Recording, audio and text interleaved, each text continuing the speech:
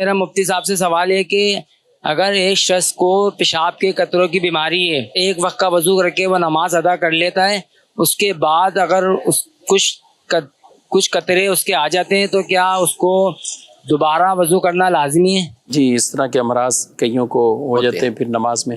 اللہ پاک عافیت نصیب فرمائے۔ اس میں تو ایک صورت تو یہ ہے کہ وہ شرعی معذور ہو جائے، اور شرعی معذور ہونے کا مطلب یہ ہے کہ پوری ایک نماز کا وقت اس کا اس طرح سے گزر جائے کہ اس کو اتنا بھی موقع نہیں مل رہا کہ وہ فرض ادا کر لے۔ صحیح۔ مثال کے طور پہ ظہر کا وقت شروع ہوا اور اس کو پیشاب کے قطرے اس قدر آ رہے ہیں کہ وہ وضو کرتا ہے اور ابھی کھڑا ہوتا ہے تو اس کو دوبارہ قطرے آ جاتے ہیں، وضو ٹوٹ جاتا ہے۔ اسی طرح اتنا وقت نہیں مل پاتا اس کو کہ یہ فرض ادا کر سکے، یہاں تک کہ عصر کا وقت آ گیا تو بالکل قریب وقت آ گیا تو وہ وضو کر کے ظہر کے فرض ادا کر لے گا، اس کی نماز ہو جائے گی۔ اب یہ بندہ شرعی معذور ہو گیا، شرعی معذور ہو گیا تو اب جیسے ہی عصر کا وقت شروع ہوگا اس کا وضو ٹوٹ جائے گا۔ اب یہ وضو کرے، عصر کی نماز ادا کرے، عصر سے مغرب تک یہ جو بھی عبادت کرنا چاہتا ہے وضو کے ساتھ جو ضروری ہوتی ہے وہ کر سکتا ہے۔ اس کا وضو قطرے نکلنے کی وجہ سے نہیں ٹوٹے گا، یعنی اس عذر کی بنا پر، عذر کی بنیاد پر نہیں ٹوٹے گا۔ اب اگر اس کو ایک مرتبہ بھی قطرے اس وقت کے اندر آ گئے تو یہ ہو گیا شرعی معذور۔ ٹھیک۔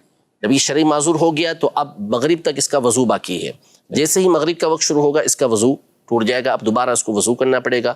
وضو کیا، عشاء تک جتنی چاہے وہ عبادت کرے، اس کو کوئی مسئلہ نہیں، جتنی چاہے نمازیں یہ پڑھ سکتا ہے۔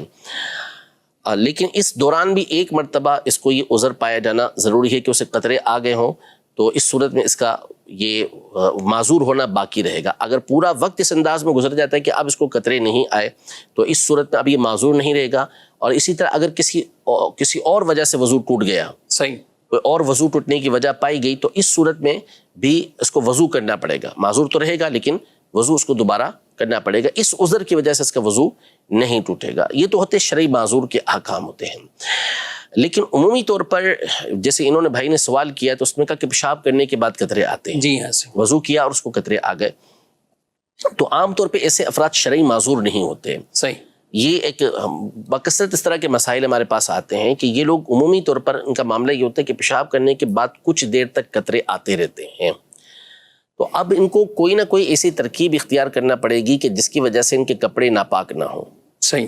اس کے لیے کوئی ذریعہ یہ کسی مفتی صاحب سے بالمشافہ پوچھ لیں کہ کیا کیا طریقہ ہو سکتا ہے کہ اپنے کپڑے محفوظ رکھ لیں کسی کپڑے وغیرہ کے ذریعے، ٹشو وغیرہ کے ذریعے، اور جب اس بات کا اطمینان ہو جائے کہ اب قطرے نہیں آئیں گے تو اس جگہ کو صاف کر لیں، پاک کر لیں اور وضو کر لیں اور نماز ادا کر لیں۔ کیونکہ عام طور پر ہوتا ایسا ہے کہ کسی کے لیے یہ 2-5 منٹ کا مسئلہ ہوتا ہے تو کسی کے لیے 20-25 منٹ کا مسئلہ ہوتا ہے، مختلف امراض کے اعتبار سے لوگوں کا یہ معاملہ ہوتا ہے۔